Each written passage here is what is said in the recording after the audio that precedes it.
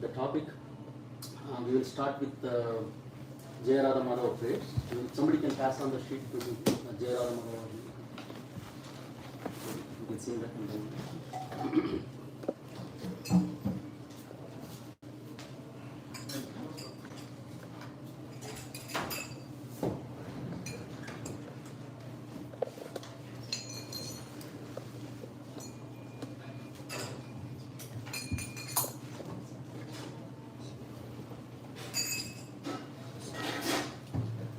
Jaya Radha Madhava Sundari Hari Gopi Jana Vallabha Girivaradhari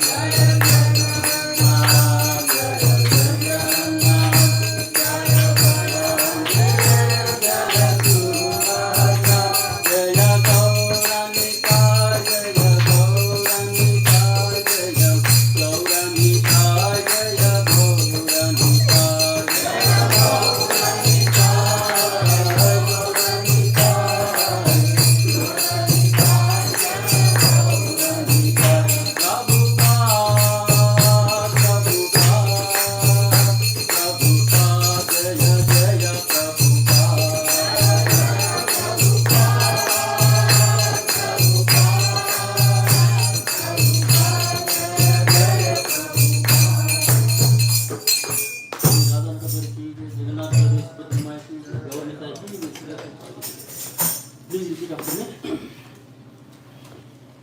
Krishnaya Vasudevaya Krishnaya Vasudevaya Devaki Nandanaya Cha Devaki Nandanaya Cha Nanda Gopa Kumaraya Nanda Gopa Kumaraya Govindaya Namo Namaha Govindaya Namo Namaha Namo Pankajanabhaya Namo Pankajanabhaya Namo Pankajamalini Namo Pankajamaline Namo Pankajanetraya Namo Pankajanetraya Namaste Pankajangre Namaste Pankajangre Vancha Kalpatarubhyascha Vancha Kalpatarubhyascha Kripa Sindhubhya Evacha Kripa Sindhubhya Evacha Patitanam Pavanebhyo Patitanam Vaishnavebhyo Namo Namaha.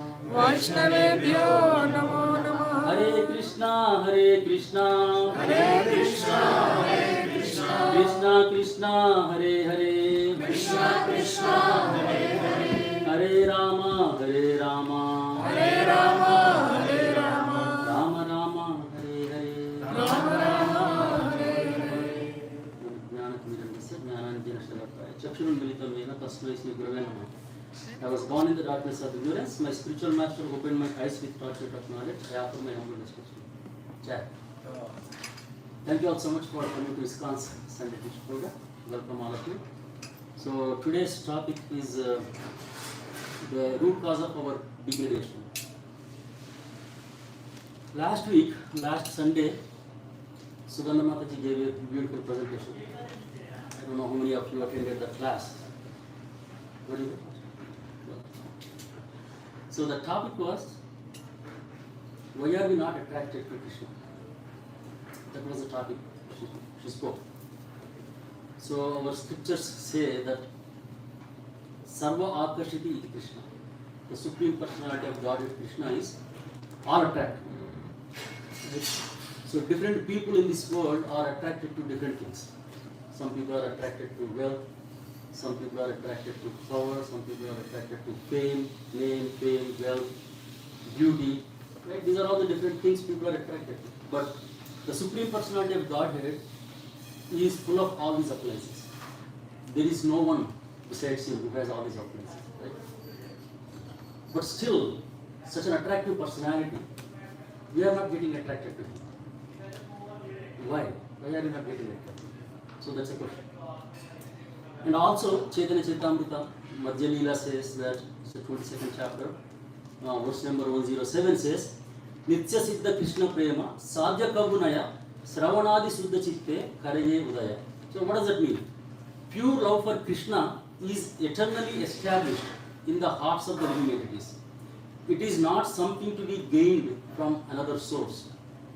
When the heart is purified by hearing and chanting, this love naturally arises. So basically this verse is saying the love as spirit souls, we have a natural love towards Krishna. It's already there within our hearts. It is not coming from any external sources. It's already there. But still we are not attracted to Krishna. So Krishna is all attractive. Love is already there in our hearts for Krishna, but still we don't feel attracted. So what is the reason for this?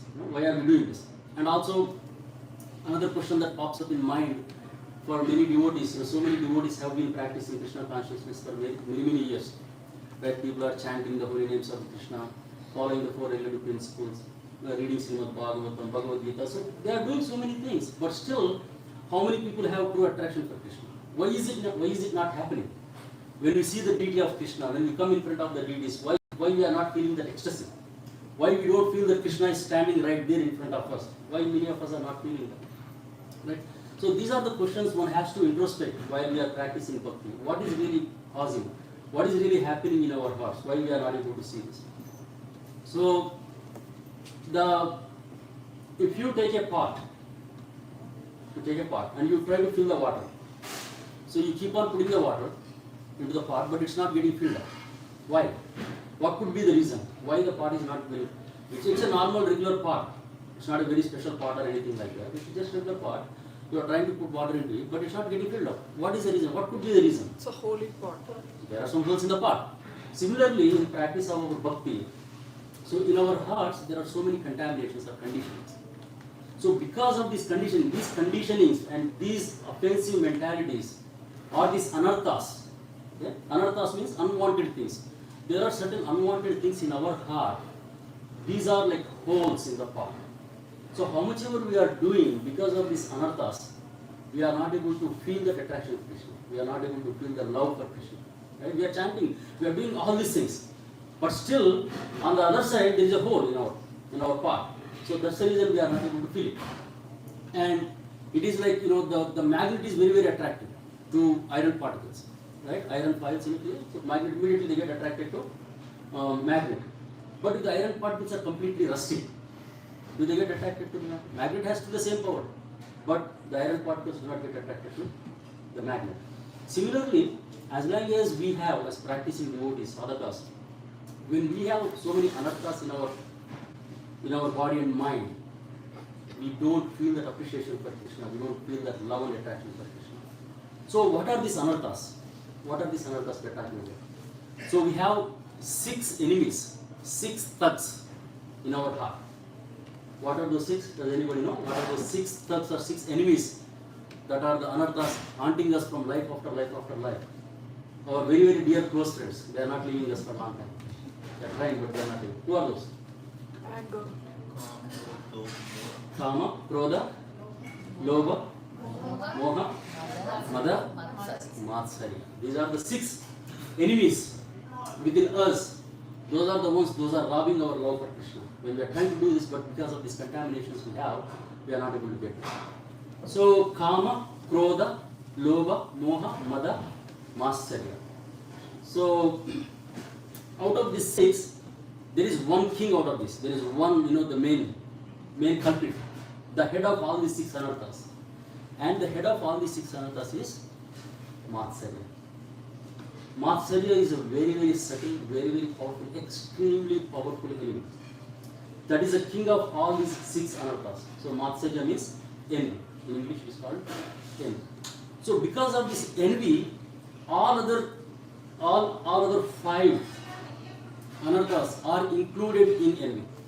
If you have envy, that means all other 5 anarthas are already included in that. So that is the power of envy.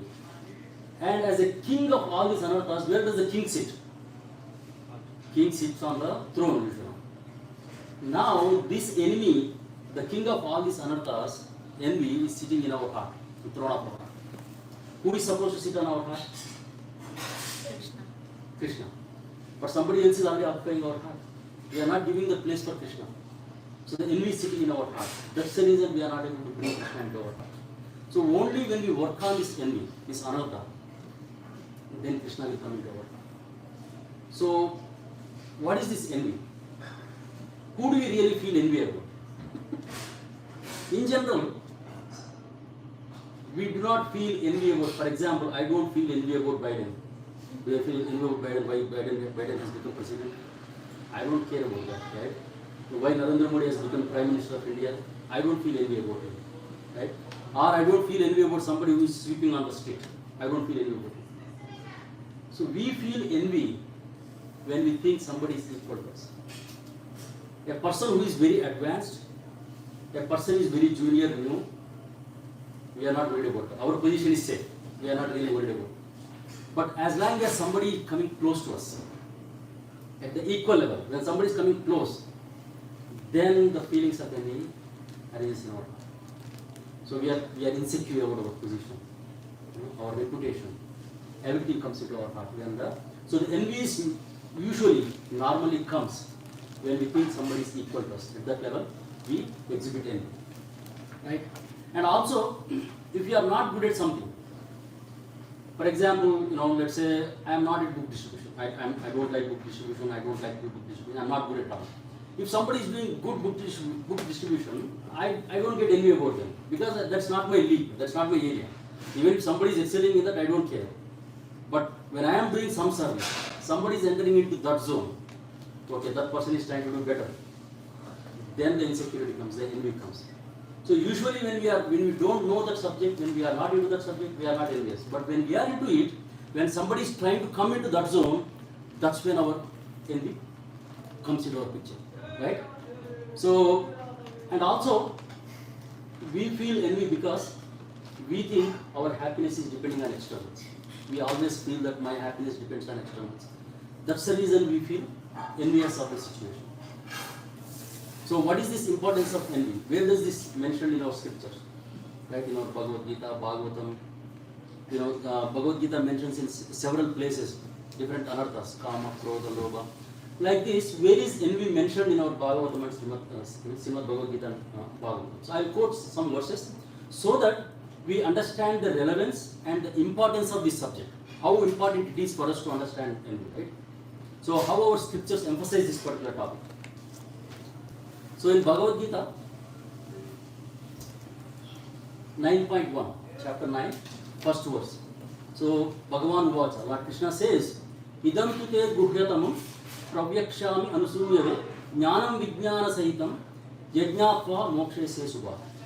So in this particular verse, in the second line it says anusuyave. Anusuyave means he is envious. So what is Krishna telling in this telling this to Arjuna? What is he telling in this verse to Arjuna? The Supreme Personality of Godhead says, my dear Arjuna, because you are never envious of me, I shall import to you this most confidential knowledge and realization, knowing which you shall be relieved of the miseries of eternal existence. So Krishna gave this entire knowledge to Arjuna, the entire Bhagavad-Gita to Arjuna, because of one reason. Arjuna is non-envious of Krishna. This, but of course, there are other verses in Bhagavad-Gita where Krishna says that this knowledge should not be given to the persons who are envious of me, because they cannot understand this knowledge, this most confidential knowledge. Those who are envious of Krishna, they cannot understand this knowledge. Right? If somebody is envious of me, whatever I try to tell that person, he will take it wrongly. They are not going to understand my point. So Krishna clearly says that those who are envious, I am not going to give this knowledge. Arjuna, since you are my friend, you are not envious of me, that's the reason I am imparting this knowledge to you. That's one verse. And in the 12th chapter, there are 7 verses from verse 13 to verse 20, 8 verses, where Krishna talks about some of the qualities by which they become dear to Krishna. Krishna clearly mentions that if you develop these qualities, if you have these qualities, then you will become very dear to me. That's what Krishna mentioned in the 12th chapter. So the very first verse in the chapter, the 12th chapter, 13th verse, he says, Adveshta sarva bhutanam maitra karuna evacha nirmamo nirahankara samadukka sukhakshami. So here Krishna says, one who is not envious, the very first thing Krishna says, one who is not envious but is kind friend to all living entities, who does not think himself as a proprietor and is free from false ego, who is equal in both happiness and distress, who is tolerant, always satisfied, self-controlled and engaged in devotional service with determination. His mind and intelligence fixed on me, such a devotee of mine is very dear to me. So in this, the very first quality Krishna is addressing is those who are non-envious. That's another verse. So there is one more in Bhagavad-Gita itself, 3.31. Yeme matam idam nityam anutishtanti manavaha shraddhavanto nasuyanto muschante tevi karmavi. It's 3.31. Those persons who execute their duties according to my injunctions and who follow this teaching faithfully without envy. Again, envy comes here. Without envy, become free from bondage of fruitive activities. So that is another place. Right? And there is one more place in Bhagavad Gita 18.71. There also Krishna says, again I am giving you this most confidential knowledge. There is confidential, more confidential, most confidential knowledge. I am giving you this knowledge because Arjuna, you are not envious of me. So, and also in Srimad Bhagavatam, there are so many pastimes in our scriptures. Right? There are so many pastimes in scriptures where envy is elaborately talked about. So I will ask the audience some of the pastimes. What do you think about this envy? Where do you see this? In which pastime did we can observe envy? Anyone? Just please take a couple of There are so many pastimes. Just Kaliya pastime. So Kaliya was very envious of Krishna and the residents of Vrindavan. So Krishna danced on the roofs of Kaliya to subdue its envy. That's a very popular pastime. Okay, one. So another one is Kamsa. Kamsa is envious of Krishna. Okay. Who else? What other pastimes are there which are related to envy in our scriptures? It could be Bhagavatam, Ramayana, wherever you think. Any scripture. Mahabharata, which one? Parishit? Duryodhan. Duryodhan is the envy personified. The personification of envy is Duryodhan. Wonderful, very good answer. Who? What else? Which one, Mataji? Parmanandapuri and Chama. Mahaprabhu. Yeah, that is one. There are a couple more. Yes. There is a couple more pastimes in Chaitanya Charitamrita which respects to envy. Do you remember that? Comes right away. Okay. Because I did multiple dramas for it. So. Okay. One is Gopala Chakra is another example where he is very envious. I think Ram Tirtha is another example where he criticized Chaitanya Mahaprabhu for eating a lot of prasad. So that's another example. So there are a couple of examples which are there. What else is there? There are so many pastimes. Devotees. Indra pastime, which one specifically? Govardhan Leela. Indra was envious of Krishna because all the residents of Vrindavan were following this little boy and they stopped my service, then he became very envious and he wanted to inundate entire Vrindavan with water. So that's one thing, Indra. Ravana is envious of? Yeah, Ravana is envious of Lord Ram, but mainly, Ravana example comes into picture with respect to lust. But of course, he is envious of Lord also, that is true. But Ravana is personification of lust for Sita. Okay? But yeah. Yes, Ritvik Prabhu.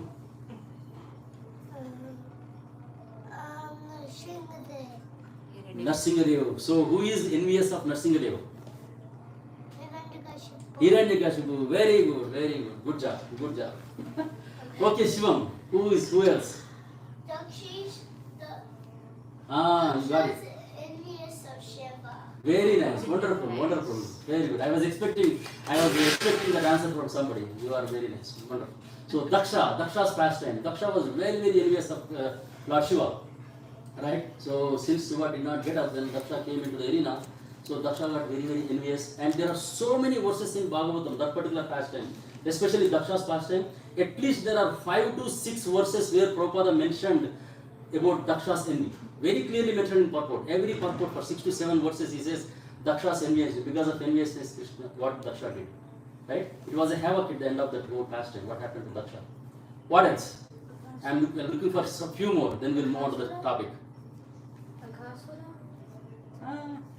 How? You are envious of the crowd boys of Krishna having so much fun, so Okay. I mean, most of the demons are envious of Krishna in general. But specifically, any other specific examples? In Ramayana, Kaikeyi was. Yes, Ramayana. What is the very, very popular pastime? Why Lord Ram had to go to forest? Because of Kaikeyi. The envy was induced by Manthara. Right? She was okay until then, but then when Manthara started coming, because Manthara was envious, she was worried about her insecurity, security, her position. So then she started doing that. Okay. Wives of Chitraketu. Yes, that's beautiful pastime. Chitraketu's pastime. How many of you know the Chitraketu pastime? You don't know. They Okay. poisoned his son. Yeah, so Chitraketu was a very, very great personality and excellent king, and he married 10 million wives because he did not have a kid. He did not have a child, son. So finally, Angira Muni comes in and then he asks for benediction. The last queen, the youngest queen, gets this fruit and then she gets a baby. She begets a baby. So after many, thousands of millions of years, after 10 million wives, finally Chitraketu Maharaj gets a baby son. Then naturally his attraction towards the baby son grows, right? He's attracted towards the baby, and then for the youngest wife who gave that baby. So he was spending a lot of time with that queen and the baby. Because of that, the other queens get envious of the baby. Then what do? The envy takes to the person to that level where they poison the baby. So baby dies. So that's a Chitraketu pastime. There's one more pastime, then after that we will move on to the topic. There's one more pastime. Dhruva Maharaj, which one? How is Dhruva Maharaj in? Okay, yeah, Surichi and Surichi. Yeah, because of the position. Yes, that's one. Insecurity. Brahma, no. Brahma, there was no envious concept of Brahma. No, that's Indra. There are so many pastimes of Indra where Indra worried about his insecurity. Prithu Maharaj, that's a very, very popular pastime of Indra, where Prithu Maharaj was doing, hundreds of Ashwamedha Yajnas. He finished almost 99. He was at the 99th Ashwamedha Yajna, Prithu Maharaj. Then if he does 100, the only person who did 100 Ashwamedha Yajnas is Indra. Right? So Prithu Maharaj did 99. Then Indra started worrying about his position. Oh my God, if he does the 100th one, I'm going to be in trouble. Even though Prithu Maharaj did not have any intention to take over Indra's position, but Indra is worried about his position. That if somebody does 100, then he's eligible for that position. Right? So then he steals the pass from Prithu Maharaj. Anyway, there was a great discussion in Srimad Bhagavatam about this pastime. Finally, Brahma comes and requests Prithu Maharaj, forget about it, 99 is good enough, you stop here. So sometimes, there is a beautiful lesson there. Even though that was not mistake of Prithu Maharaj. In that case, Prithu Maharaj is doing his job. He wanted to do it for the welfare of the entire kingdom. But then Brahma, instead of telling Indra Indra, you stop this nonsense. Instead of telling him, Brahma comes and requests Prithu Maharaj. 99 is good enough for the welfare of human beings, the entire population. You stop at 99. That's good enough. So Indra's position. So Indra is very, very envious of. Yes, Kapil. In Mahabharata, one character is always envious of Krishna. I forgot the name. Shishupal. Shishupal. Good, good. Personification of envy again. So Shishupal. So like that, and we cannot emphasize enough, what envy does to a person. There are so many pastimes that we can learn from Srimad Bhagavatam or scriptures. What does envy do to a person and things, right? And Srimad Bhagavatam also, very first verse, which talks about, what is the first verse of Srimad Bhagavatam? First line, Ritvik, do you remember the first line? Or Shivam? What is the first verse of Srimad Bhagavatam? Dharma Projita. The second verse. So there is 1.12, sorry, second verse. Second verse, I am talking about second verse. Do you remember the second verse? Yeah. What is it? I don't. Parishit, you tell me. धर्मप्रोजितकैतगोत्रपरमो निर्मत्सराणां सतां वेद्यं वास्तवमत्र वस्तु शिवदं तापत्रयोन्मूलनं श्रीमद्भागवते महामुनिकृते सिंहपदैरीश्वरा सद्यो हृदि अवरुद्धते त्रिकृतिभिः पृष्टु शुभ्रस्तक्षणा. Jai. So, what is the first line? What is the statement? There is one line. What does it say? What is the first line? Parishit, what does it say? धर्मप्रोजितकैतगोत्रपरमो. Okay. After that, निर्मत्सराणां. what is the meaning of that first line? Do you know? Do you remember? That's okay. If you don't remember, but at least remember the words. That's beautiful. That's very, very nice. So, what is this? But the Bhagavatam, very, very important verse. First three verses are ultimate. Very, very crucial in Bhagavatam, right? This very second verse which talks about this particular line, Dharma Projita Kaita Votra Paramo Nirmatsaranam Satam. It says, completely rejecting all religious activities which are materially motivated. This Bhagavad Purana propounds the highest truth which is understandable by those devotees who are fully pure in the heart. Nirmatsaranam. Bhagavatam can be understood only by the people who are completely non-envious. Bhagavad-Gita, Krishna says, I am giving you this knowledge because you are non-envious. So we have to seriously think about, contemplate, work on this anartha. If envy is removed, then all our contaminations are gone. Right? So that's why we have to discuss about this topic envy. Okay. So, as I said, the living entities are very pure. So what does Bhagavad-Gita say? What does Krishna say in Bhagavad-Gita? Mamai vamsho jiva loke jiva bhuta sanatana manashastrani indriyani prakritisthani pashyati. It says, these living entities are my parts and parcels, eternal parts and parcels, fragmented parts. We are eternal fragmented parts of Krishna. Krishna is the supreme pure. We are part and parcel of Krishna. Then where is this envy coming from? Why are we envious? Is envy in Krishna? That's why we are getting this bad quality of Krishna, this envy. How are we getting this? So, Krishna says, actually Srila Prabhupada says in this particular verse, where this envy came into picture. Okay? So before that, there are three types of energy. The Krishna's energies can be categorized into three. One is the internal energy, the second one is the external energy, the third one is the marginal potency. Okay? Internal, external and marginal. So internal energy is also called Chit Shakti. External energy is this Maya or material energy. And the living entities, like us, we are Tatastha Shakti. Tatastha means marginal potency. So we have a tiny free will, very, very, very tiny free will, infinitesimal tiny free will, using which we can choose to associate with spiritual potency or external potency, internal potency of Krishna or external potency. That's the reason we are called Tatastha Shakti. So because of this tiny free will, the tiny independence that we have, when the thought comes to this jiva, the infinitesimal jiva, that why am I serving Krishna? Why Krishna is the enjoyer? Why can't I have this enjoyment? When the thought comes, then the jiva is pushed into this material world. This facility is given to them to prove themselves that, okay, you want to enjoy separately with me, You go to this place and try it out there. So because of that marginal potency, the nature of the living entity, individual living entity is marginal, tatastha. That is what is causing this issue.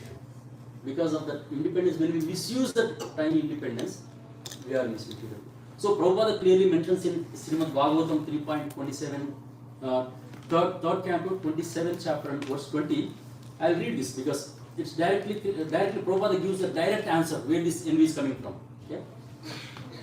Material bondage is caused by putting oneself under the control of matter because of the false ego of lording it over material nature. Bhagavad-Gita 7.27 says, Ichcha dvesha samuttena, dvandamohena bharata. Right? Two kinds of propensities arise in the living entity. One propensity is Ichcha, which means desire. Okay? Ichcha means desire. The desire to lord it over material nature or to be as great as the Supreme Lord. Everyone desires to be the greatest personality in this material world. So that is the Ichcha. So we are talking about 7.27 talks Bhagavad-Gita.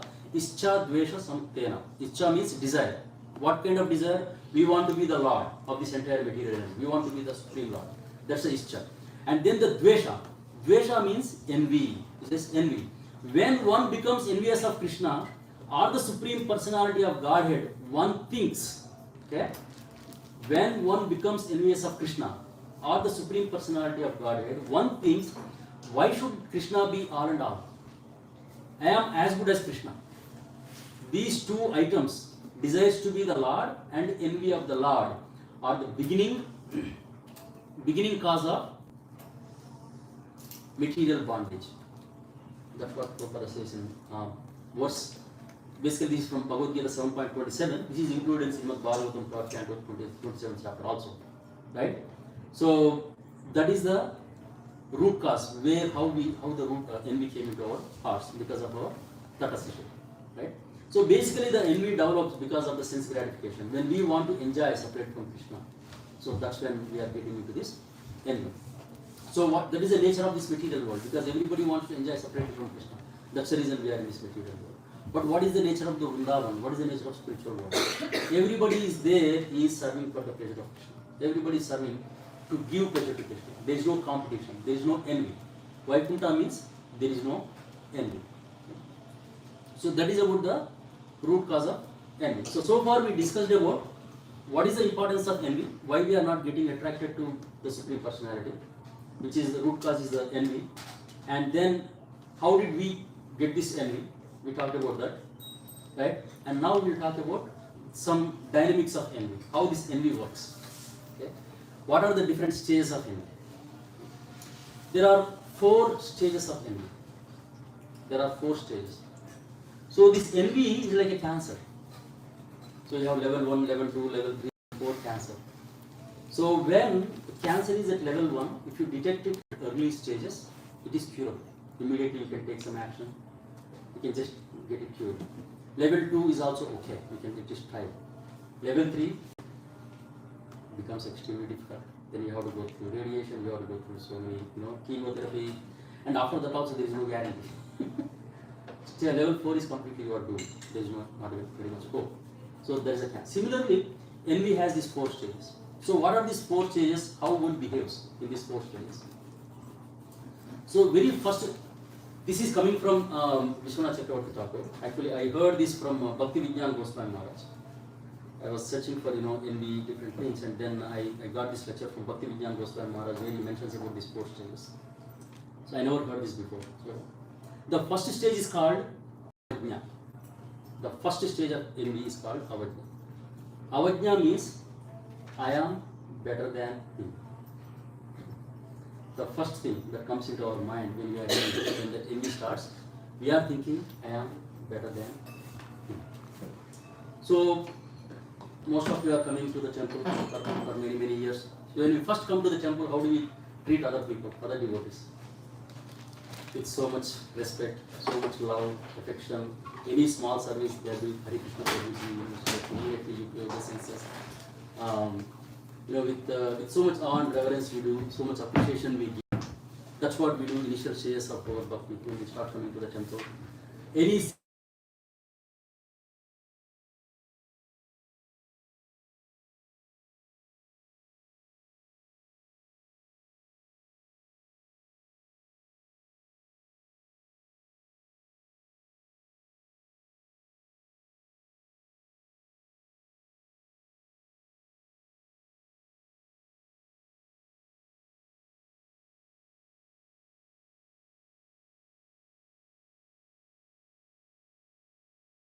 love, respect, appreciation for everybody. Wow, these devotees are doing awesome, excellent, very nice. I want to be like this, I want to do this, I want to do that.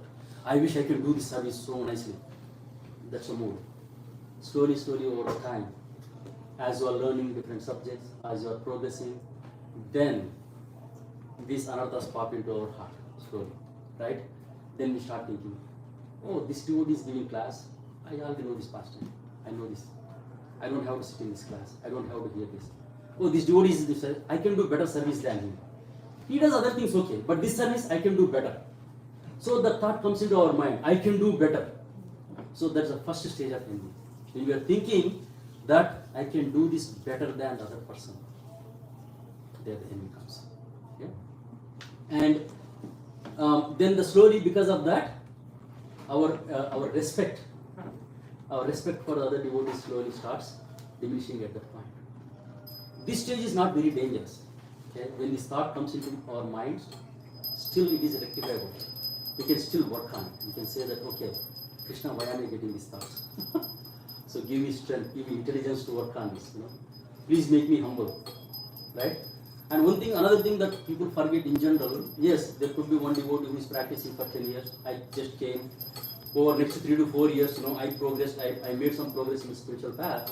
But we think we are already progressed.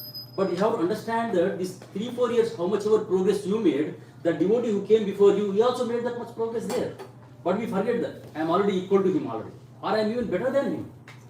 So that thought is very, very dangerous. So we should always maintain that appreciation, the mood of appreciation for the devotees who have been practicing bhakti for some time. Okay? People go through different conditionings. People have their own baggage. That's a different thing. But still, our mood should be that yes, this devotee has been practicing bhakti for many, many years. Things happen, but we still should have that respect and appreciation for him. So that is something we have to remember. Okay? And the next one, that is the first stage. The second stage of envy is called upeksha. So now, if you do not check the first one, if you do not work on the first one, okay, I am better than him, that mood, if you don't check on that, then it develops into the stage 2 cancer, stage 2 envy, which is called upeksha. Upeksha means I cannot stand him anymore. Now you cannot tolerate seeing him. You cannot tolerate seeing him, you cannot sit with him, you cannot talk to him, you cannot have any friendly relationship with him. So all these qualities will pop up, all these tendencies come into your mind. That is the number 2 level. Okay? So it is like, this particular danger of pride is real. This danger of pride is very real. And it manifests as a superiority complex, basically. Superiority complex and inferiority complex. If other persons were better, instead of celebrating their success, we become insecure. We start feeling insecure. The second level of envy. Now we start feeling insecure about our own position.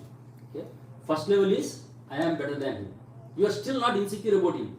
I am still better because you are not worried about your position. Okay? But still you think you are better than him. The second level, when it comes to second level, now you are worried about your position. Now I cannot stand him anymore. There is a second level. So when we start the second level of envy, when we are at that particular state, what happens? We lose taste for spiritual activities. Then we lose taste for chanting, then we lose taste for performing any devotional service. Then all these things start happening to you at the second stage. Okay? But we externally continue the practice of spiritual practice. We externally continue because we have now the social status is there. I have been practicing for 10-15 years. If I don't come to the temple, if I don't perform my bhakti externally, then people will judge me. That attitude is going on in your mind. But internally you are very, very insecure because somebody else is progressing, somebody else is, you think somebody else is higher than you. So because of this, then externally you will be performing the services and things like that. Those are all superficial. But internally you are very, very insecure. Okay? So that's what happens at the level 2. Okay? So the first level is what? Are you guys with me so far? Yeah. First level is avidya. What is it in English? I am better than you. And the second one is upeksha. Upeksha means now I cannot stand him anymore. Okay? So another thing here I wanted to say, when we first come to the temple, okay, we learn that we are what? Das. We are servant of servant of servant. Our mood should be servant. When you first come to the temple, when we start practicing bhakti also, we have that mood. We are das. Prabhuji, everybody is Prabhu, Prabhu, Prabhu. Prabhu, how can I serve? Prabhu, what can I do? Prabhu, Mataji. Then after a few years, what happens as you're practicing? Then you think you are Prabhu. First you think you are das. When you come into the temple, you are das.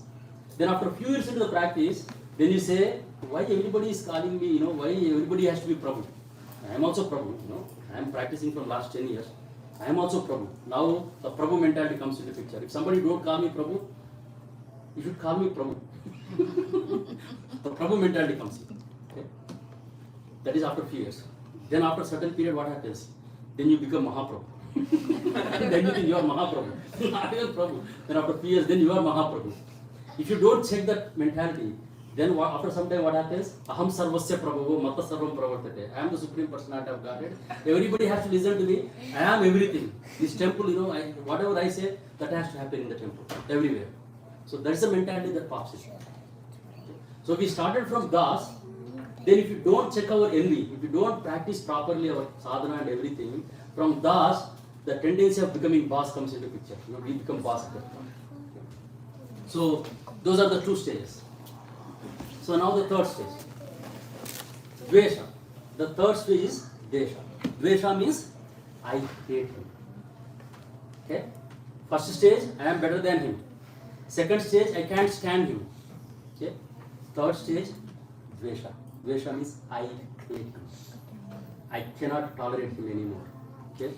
Now it's like continuous hatred about him. There is nothing impresses you from that person. You always think there is no good quality from in this person. I cannot appreciate him anymore. There is nothing in this person. Everything is bad qualities only. He doesn't have any good qualities. So you come to the stage, you hate everything. You can't see any good qualities in the other person. That is the third stage. Instead of showing our empathy when they are going through some sufferings or when they are going through some pain, instead of showing our empathy, then we try to give more pain to those people. Because we are taking pleasure in that. Because we are envious of them. We have dvesha, we have enviness, we have hatred towards that person. So now we take pleasure, we seek pleasure when the other person is suffering. So that is the third stage. Okay. Next, the last stage of envy, which is ninda. Ninda means I will destroy him. I will destroy him. So now at this stage, you are willing to do anything and everything to destroy that person. His reputation, his or her reputation. Now there is so much social media. People can post any junk, whatever they want, right? If I'm envious of somebody, if I cannot tolerate, you are at the highest stage of envy. Now you start posting everything on internet. Because this person is that, this, you can post everything. You try to blaspheme, you try to degrade him, you do whatever possible to destroy that person's life. That is the fourth stage of envy. Okay, these are the four stages of envy. Okay, I am better than him. Number one. The second stage is I can't stand him. Third stage is I hate him. The fourth stage is I destroy him. So these are the four stages of envy. Especially when it is in the first two stages, it is easy. We can still work on it. We can take shelter of few things to rectify ourselves. But if it progresses to stage 3 and stage 4, it's pretty much it's almost impossible unless you sincerely take shelter of Krishna, completely surrender to Krishna. It's very, very difficult. So that's why time and again we have to check ourselves. We have to introspect. Envy simply means, do you know what is the difference between envy and jealousy? We hear jealousy and envy. Parishad, do you know what is the difference between jealousy and envy? What is that? Like, I heard this example in a class. Let's say someone's glasses. If I'm jealous of them, if I like the glasses, my mom buys them the same glasses, I'll be happy. But if I'm envious of them, if my mom buys me hundreds of the same glasses, I won't be happy unless his glasses break. Yeah. Then I'll be happy. Very good. Very good. Yes. Wonderful. Wonderful. I was expecting a very nice answer. So the jealousy and envy, you hear multiple different definitions actually. I heard a couple of definitions which I really liked. One of them what Parikshit is saying. So one definition of jealousy and envy. Jealousy is basically passive. It's not actively expressed. It is there in your heart, but it's not very aggressive and active. But the active form of jealousy is envy. You start expressing, you start showing that outside. Aggressive form of jealousy is envy. That is one definition I heard in multiple places. The second one is jealousy is something what Parikshit was telling. Jealousy is something, you have something, I am thinking, I wish I also had it. Wow, this person has it. I wish I also had it. That is jealousy. Envy means, I don't have it, why he should have it? I will destroy that also. If I don't have it, that person should not have it. So that is envy. Okay? Jealousy can be used in positive connotation. You know, between the Radharani's group and Krishna's group, Gopis and Gopas, there is jealousy. All these things are there, but to serve Krishna better. Right? Jealousy can be at least sometimes used in positive connotation. But envy is completely negative because you want to destroy the other person. I don't have it, so other person should not have it. That is envy. So now, you know, I mentioned about what is envy, right? Definition of envy, 4 stages of envy, what is the importance of envy. After telling all these things, somebody might be wondering, Prabhu, you are telling me all these things, but I don't think I am envious. You said I am envious of Krishna, but I don't feel that envy of Krishna. Krishna is right there, I don't feel envious of Krishna. Is that really true? As long as Krishna is standing in that marble right there, we don't feel envious of Krishna. But once he starts walking towards us, once he becomes part of us, then we start thinking, why is he getting so much attraction, so much attention? Why he should get that attention? Why not me? Right? That thought comes into picture. Okay. So another thing is, there is no need to check whether we are envious or not. There is no need to ask that question. Everybody, just note it down. Everybody is envious in this material. There is no need to say that I am not envious, I don't feel envy. No, period. Everybody is envious. That's the definition of envy. We are here in this material world because of the reason we have envy of Krishna. Because we are envious of Krishna. And one litmus test, if everybody wants, still if you don't want to believe that we have envy, one test you can do next time. Very, very simple test. If somebody is happy, how are you feeling? I am not talking about people who are very, very junior. I am not talking about people who are sannyasis and who are very, very advanced. Those people who think you are at your level, if they are getting extra mercy, they are getting blessings of Maharaj, special darshan, Maha, whatever. So now how do you feel about it? Do you feel happy? Or do you feel sad and why that person is getting, why am I not? Think about that. Okay, the answer may be, no, I am happy. I am very happy that that person is getting this mercy. I am very happy. Okay, seriously, take a pause. Go a little bit deep. Introspect. Think about it. Are you really happy? Ask the question again yourself. Are you really happy? You don't have to ask anybody else. You have to ask yourself. Are you really happy? Then after a few minutes, then the reality kicks in slowly. Yeah, I am happy that he is getting, but I wish I also should have gotten it. Okay? That's the second level. Stop there. Wait for some more time. Then ask the question again to yourself. Are you really happy that somebody is getting this mercy? Or somebody is happy, what is your feeling? So you have to keep introspecting. Go deep into your thought process. Go deeper into your consciousness.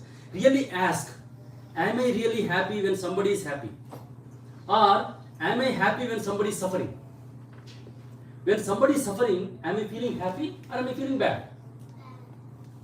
When somebody is happy, you have to ask this question again and again. You have to go introspect yourself. Then you will come to the answer. No, I am not really happy. Externally superficial, I am feeling happy. But go deep into it and find out that, yes, I should have gotten that. Yes. So that's why one has to go for this litmus test time and again. Every time you have to see whether I am envious or not. And also, one doesn't have to, do too much analysis about, whether I am envious or not, whether I am envious or not. Don't worry about it. When we have a chronic disease, let's say we already are suffering with a chronic disease and there is an itch somewhere. Now you don't have to do analysis that why this itch came because of this chronic disease or something else. You don't have to worry about it. Your body is completely full of disease anyway. Whether this itch is because of that chronic disease or something else, why do you worry about it? You start taking medications for the entire disease anyway. You just take it.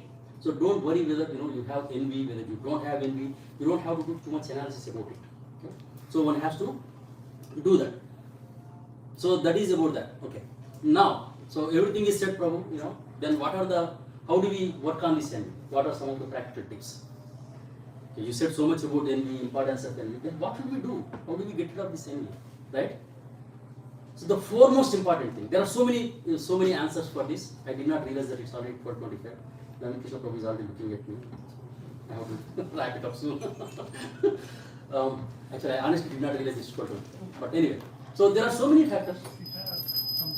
I will just take maybe another 5 minutes extra, maybe not more than that, because there's so much to say. So you will find so many answers how to overcome envy. But for me, like 2 or 3 answers came into my mind that struck me. The first one is gratitude. Attitude of gratitude. How attitude of gratitude helps to overcome envy? Because the most fundamental reason why we are envious of other people is, first of all, we think other people have more than us, right? They are getting more than us, they have more than us, they are more happy than us. And we think the resources are limited.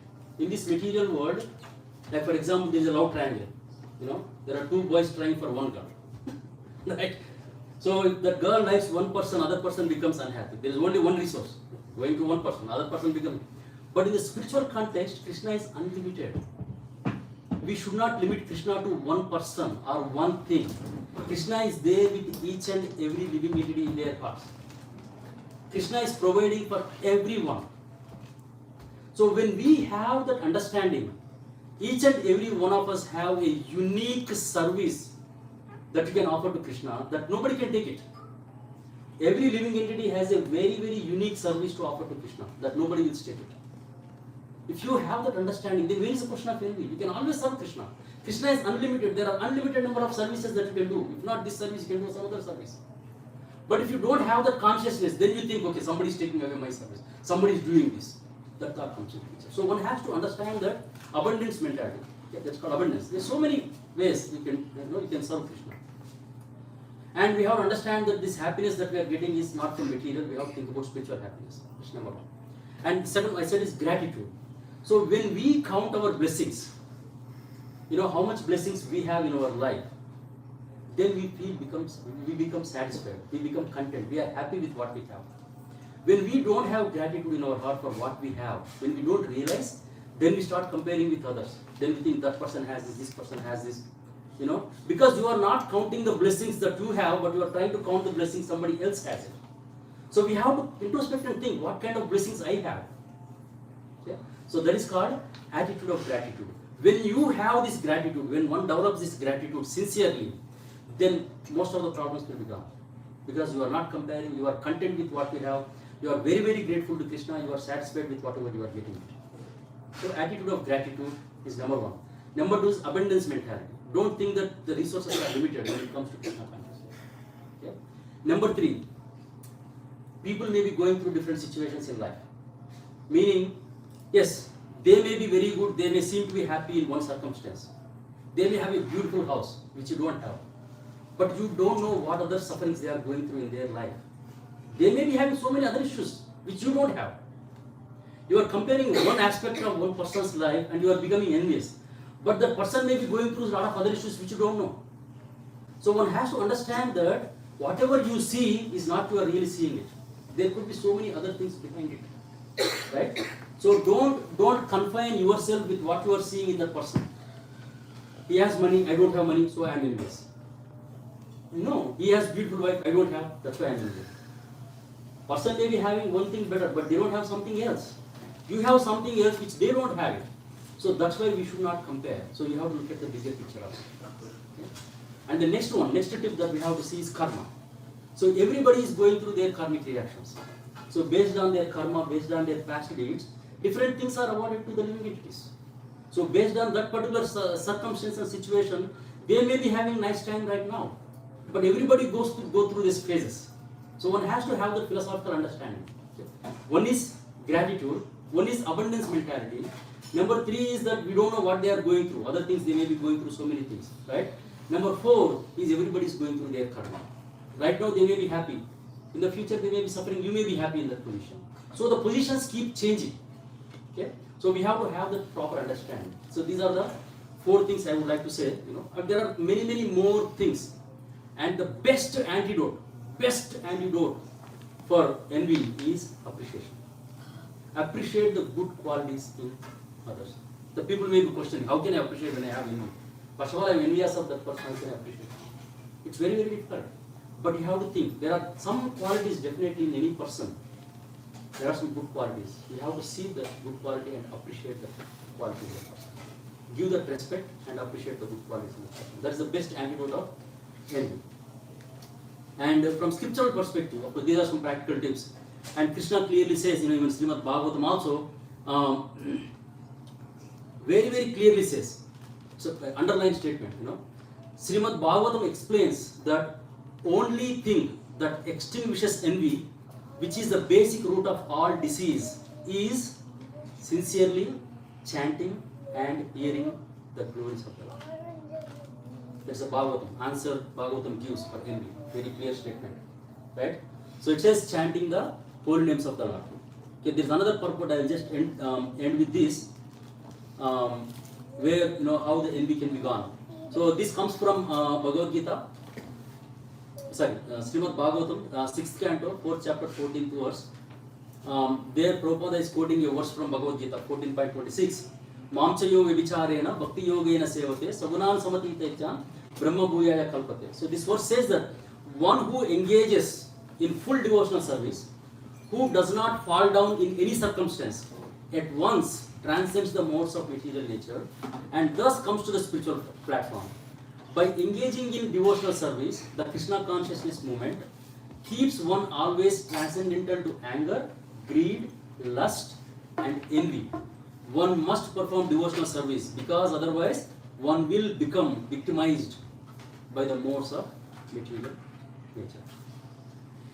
So there are some practical external tips that I mentioned, how to overcome envy. And from a spiritual sadhana, from a scriptural perspective, the chanting is the most effective way. Chanting and hearing the pastimes of Krishna, especially the beautiful pastimes, sweet pastimes of Krishna, if you hear, and the chanting of the holy names, that is the one which is going to completely take out from the roots. It will take out envy from our heart. So with sincere heart, with sincere prayerful mood, so one has to chant the holy names of Krishna, so that we can come out of this danger of envy, because envy is the very, very greatest Vaishnava aparadha. Very, very greatest Vaishnava aparadha. And Krishna cannot tolerate Vaishnava aparadha. So our devotional service will be checked if we do not, work on our envy. So I will stop here. If you guys have any questions or comments, it's already called 31. You want to stop here and continue with the question? Okay, if anybody has any questions or comments, reflections, thoughts, corrections, additions, subtractions. Yes, Preman. So those 4 examples you gave about envy, right? The 4 types of envy. Yeah, 4 stages of 4 envy. stages of envy. Are there any scripture references about their personality that become those stages of envy? No, I did not hear that at least. Yeah, I did not know each personality for one of them. But those are the progressive stages of envy. As I think you are not there. I heard this lecture from Bhakti Vijnan Goswami Maharaj, where he mentioned these 4 stages of envy. He quoted that this is from Bhakti Vishwanath Chakravarti Thakur. I don't know the, beyond that I don't know the details of that. So we will end here. One last point I will say is that practical basis. And when we know that, by going to some places, by being in certain circumstances, if we know that we will become envious, avoid those things. Consciously, for example, somebody has more wealth, they are inviting you for something. If you know that internally that by going there, it is going to provoke my envy, avoid that. That's a practical thing. The entire Mahabharata war happened because of one incident. What is that incident? Maya Sabha. Right? Maya Sabha. When Yudhishthira Maharaj did that Rajasya Yajna, after that everybody left. But one person stayed back. Who was that? Duryodhana. Yeah. But Duryodhana was the one who was curious about this entire palace, this Maya Sabha. He wanted to see what is there in this. When he started this, when he went into this Maya Sabha, then you know what happened. That is the beginning, that is the root cause of entire Mahabharata war. If that incident did not happen, there was no Mahabharata war. He went inside it, he started envying Pandavas, the opulence that Pandavas got. Then he got insulted by Draupadi. That insult, because of that insult, the entire Mahabharata was. That one instant. So if you know that by being in certain situation, that is going to provoke your envy, that is going to aggravate your envy, avoid. That's a just simple practically. Avoid that situation. Okay? So with that I will end.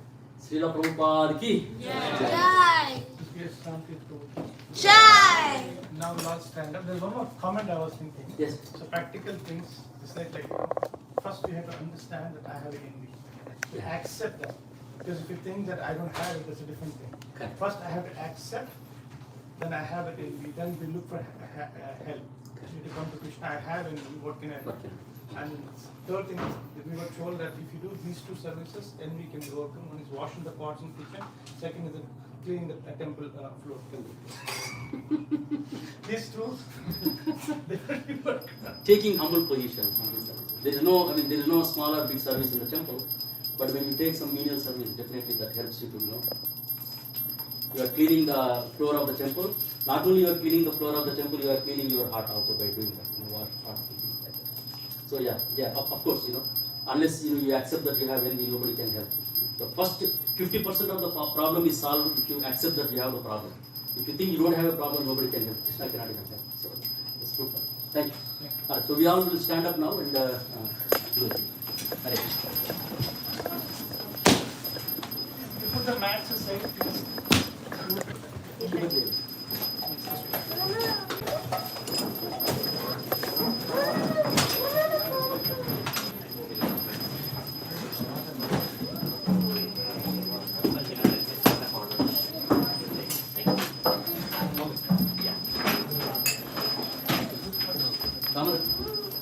Damodar, keep it here. Keep it here.